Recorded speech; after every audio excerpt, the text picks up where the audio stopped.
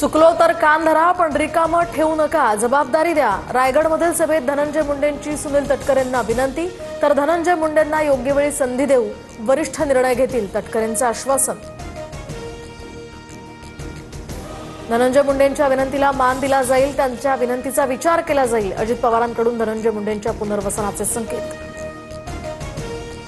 मुंडेंच्या मागणीसंदर्भात पक्ष विचार करेल, तोपर्यंत स्वर्गीय गोपीनाथ मुंडे यांच्या ओबीसी आरक्षणाबाबतच्या कामात सहभागी व्हावं, भुजबळांची प्रतिक्रिया।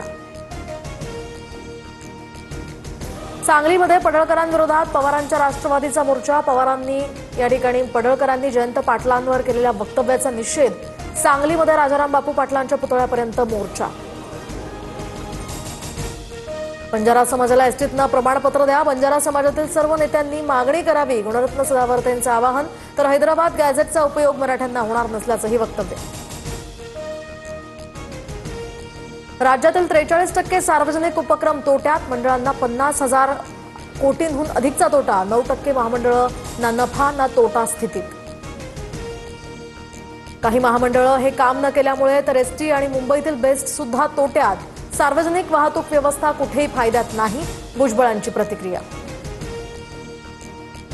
महामंडळं नाही तर सरकारच तोट्यात, जातींच्या नावाखाली महामंडळ उघडली, सरकारला ओव्हरड्राफ्ट करून कर्मचाऱ्यांचे पैसे द्यावे लागतात, नाना पटोलेंची टीका।